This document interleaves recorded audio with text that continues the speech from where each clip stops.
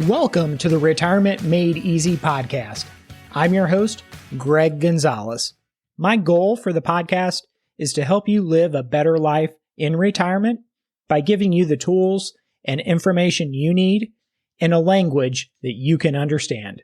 Today's episode I've titled The Retirement Story Everyone Needs to Hear. You're going to really enjoy today's episode. Before we get started today, I wanted to remind everybody to check out our website, which is retirementmadeeasypodcast.com. That's retirementmadeeasypodcast.com.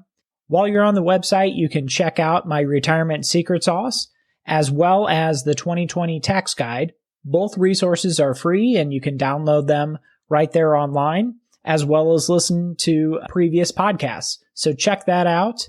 You can also submit your listener questions right there on the website, or you can email me at greg@retirestl.com. That's greg@retirestl.com. I always love hearing your questions throughout the week, so don't be shy. Send any and all questions, and I'll be sure to get back with you.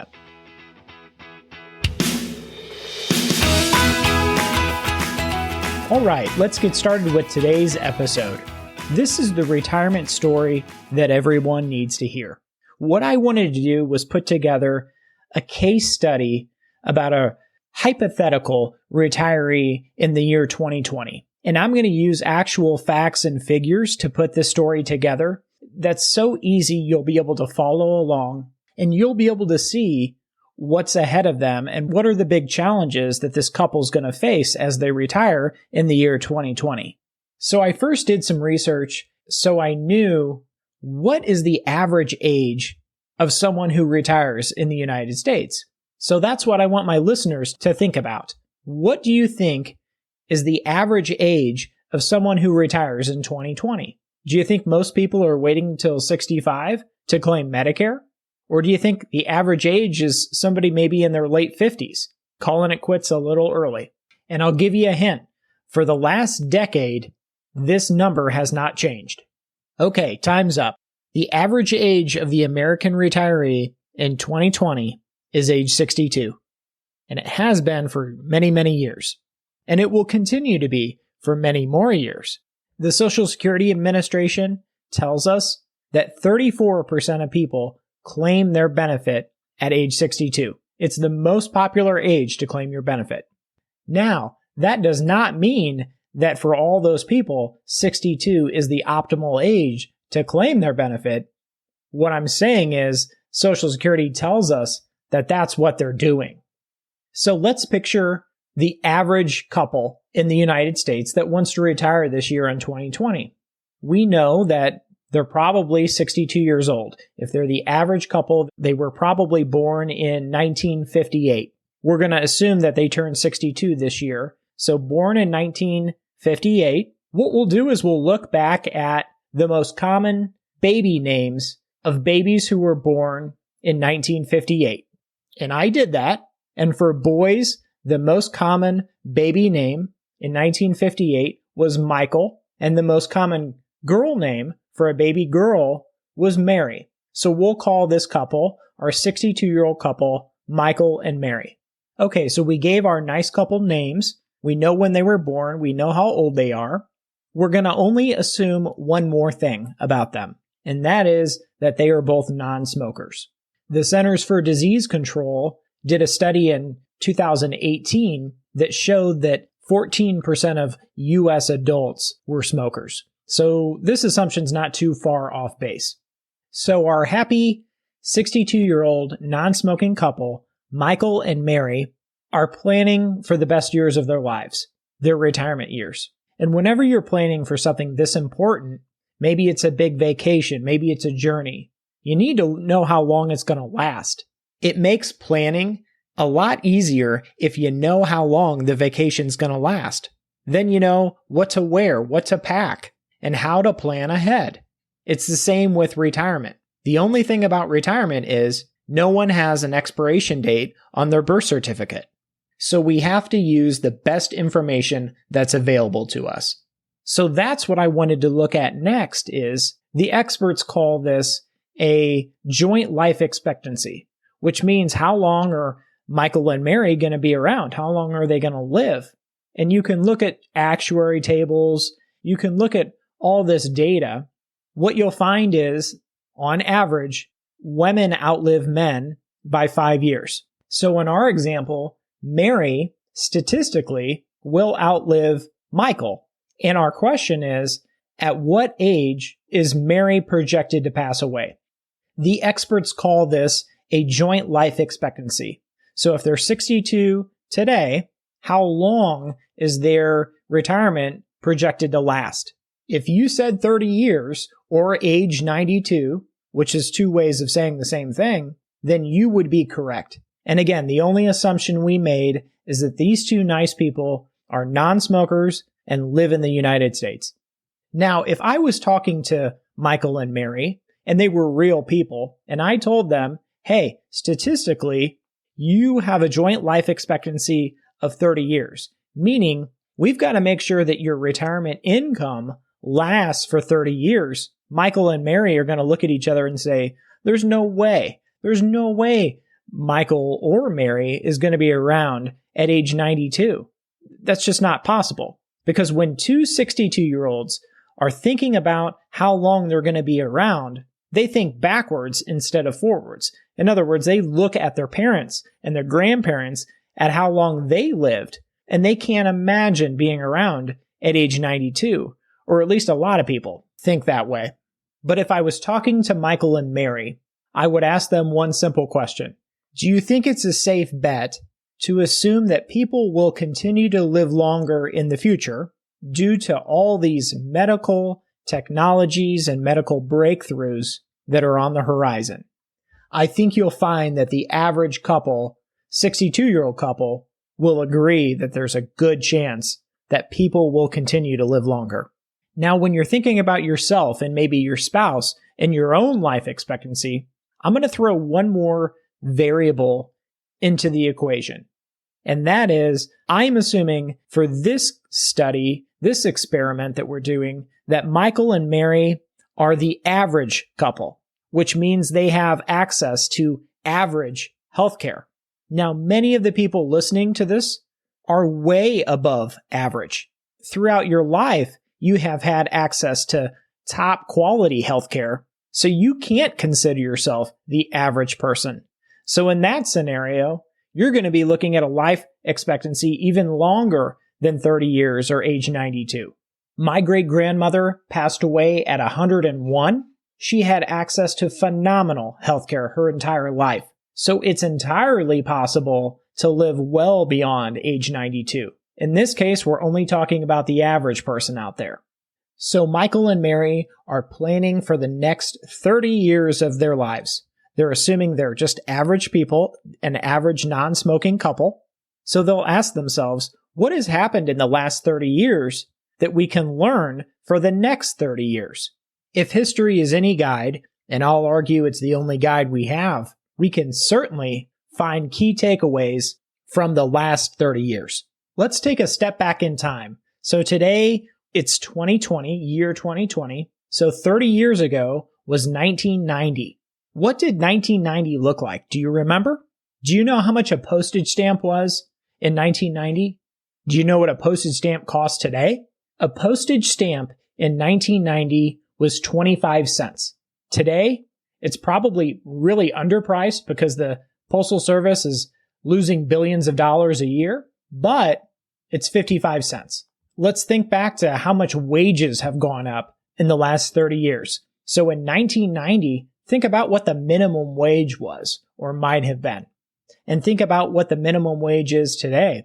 If we look out in California, the minimum wage is $13, $14. There's even some areas that are approaching $15 an hour minimum wage. The national minimum wage right now is $7.25. There are very few states that you'll find $7.25 minimum wage. But in 1990, the national minimum wage was $3.80. I read a book that was called Fast Food Nation, and it said that 1 in every 8 Americans at some point in their life worked at McDonald's. That's just a crazy number. McDonald's has what's called a Big Mac Index, which basically tracks the price of a Big Mac every year since it was created. In 1990, do you know how much one Big Mac at McDonald's cost? It cost about $2.20 average across the United States. In 2020, 30 years later, do you know what the average cost of a Big Mac in the United States costs? It's $5.67. Look how much the price of a Big Mac went up in 30 years. Let's look back 30 years to see what the cost of a new vehicle, MSRP, was. Let's consider a popular car that's been around since the mid-1960s. Let's look at the cost of a base model Ford Mustang. Do you know how much a base model Ford Mustang sold for in 1990? A lot less than today. A base model Ford Mustang in 1990, the MSRP was under $9,500. Do you have any idea what a base model Ford Mustang MSRP runs this year in 2020? I'll give you 5 seconds to guess.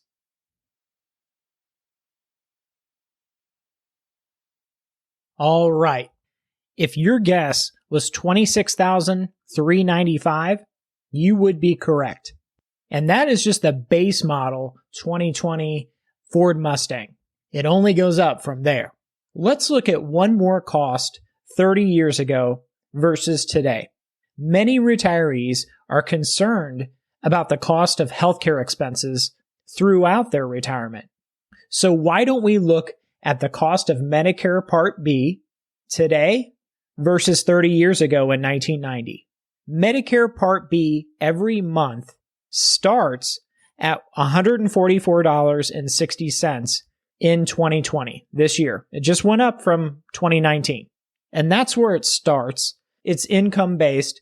So for the lowest income people, it's $144.60 per month. The majority of the people that are collecting Social Security, it comes right out of your Social Security benefit. So think about 30 years ago, what did the cost of Medicare Part B, what was it in 1990? It was $28.60 per month. Let me repeat that. 30 years ago, Medicare Part B was $28.60 per month. That's what it started at. And today, it starts at $144.60 per month. Wow. It really, really went up over 30 years. Wow. If my calculator is correct, that's 5.6% annual increase for 30 years. Pretty big raise. So all of these have gone up dramatically over 30 years. From the price of a Big Mac, to a price of a Ford Mustang, to a postage stamp. Medicare Part B, all of these costs are going up dramatically. My own father will tell you, he paid more for his last car than he did for his first house. Isn't that incredible? Let's imagine you retired 30 years ago in 1990, and you had a fixed pension of $2,000 per month. And every single year, the price of a stamp went up. The price of a Big Mac went up. The price of a new Ford went up. The price of Medicare Part B went up. Yet your fixed $2,000 a month pension stayed the exact same year in and year out. Do you see the big problem here? What we found looking at the past 30 years is that the cost of living went up about 3% a year. So what does that mean in real terms? It means in 2020, it took $2.44 to buy what $1 bought in 1990, 30 years ago. Imagine if our couple, Michael and Mary, that were 62 this year in 2020, if they had lunch with a 92-year-old, what a 92-year-old would tell them about being retired for 30 years.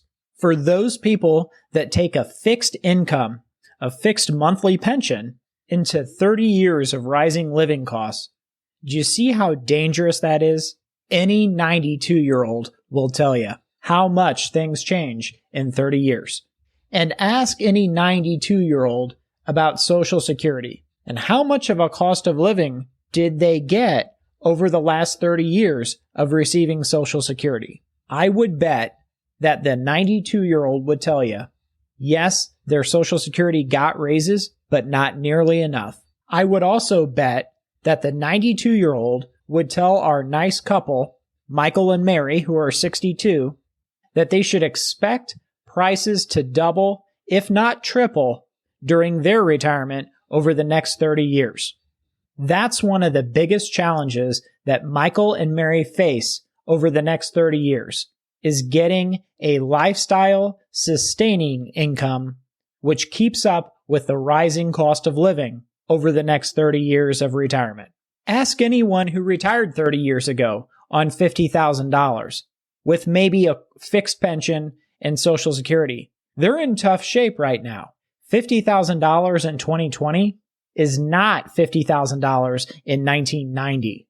The next big difference in 2020 versus 1990, think about what interest rates were in 1990. Interest rates were high. In 1990, mortgage rates were 10 to 10.5%. Now, what are they, 3-4%? But think about what you could earn on your money in 1990 versus today. In 1990, you could buy a CD that paid 7.5 to 8.5%, depending on when you bought it in 1990. Today, what do CDs pay? Practically nothing. This makes it very, very difficult for our lovely couple, Michael and Mary, who want to retire in 2020. So what can we take away from this? Well, if you're Michael and Mary, you're 62 years old, you're a non-smoking couple, you can expect a plan on a 30-year journey of retirement. What does that mean? That means that your money is going to have to last for the next 30 years, if not longer. We can also learn from history. If the past 30 years are any guide, and again, I argue it's the only guide that we have as history, we know that throughout the next 30 years, your living costs are going to double, if not triple. Think about healthcare in this country and healthcare over the next 30 years. And think about Medicare Part B premiums. Do you think they're going to go up like they have in the past? If you think they're going to stay the same or go down, I think you're dreaming. In fact, I would anticipate that they go up by the same, if not more, than they have the last 30 years. Next, we have to all agree that this is a very challenging time for our nice 62-year-old non-smoking couple, Michael and Mary, because interest rates are so low. CD rates are very, very low. Bonds are paying very little interest. But Michael and Mary's goal is the same goal as they would have had if they retired 30 years ago. Their goal is to live a comfortable retirement. They are looking for a lifestyle sustaining income. What that means is an income in retirement that keeps up with the cost of living. If they can accomplish that, they will never get to the point where they're concerned about running out of money. What they learned from their 92-year-old friend was that going into 30 years of rising living costs with a fixed income, such as maybe a fixed monthly pension, is financial suicide. So Michael and Mary are going to be in great shape because they know what's ahead of them in the next 30 years. And if you're the 62-year-old out there, you know what's ahead of you over the next 30 years, from 2020 until 2050. There's an old saying that says, how do you climb to the top of a mountain? Well, you ask the people that are coming down from the top of the mountain how they did it. I hope you enjoyed our discussion today about our 62-year-old couple, Michael and Mary, and the challenges they have ahead of them in a 30-year retirement. We got a chance to look back to 30 years ago in 1990 and how things have changed over the past 30 years. Mark Twain once said that history doesn't repeat itself, but it often rhymes. I think there's a lot we can learn about today's discussion and how you can plan for a successful 30-year retirement. Thanks for listening to today's episode, and remember, check out our website, which is retirementmadeeasypodcast.com. While you're there, you'll want to download my free Retirement Secret Sauce and our free 2020 tax guide. Until next time, remember, always dream big. The opinions voiced in this material are for general information only and are not intended to provide specific advice or recommendations for any individual. To determine which investments may be appropriate for you, please consult your attorney, financial advisor, or tax advisor prior to investing. All performance referenced is historical and is no guarantee of future results. All indices are unmanaged and may not be invested into directly. Securities and advisory services offered through LPL Financial, a registered investment advisor, member of FINRA, SIPC.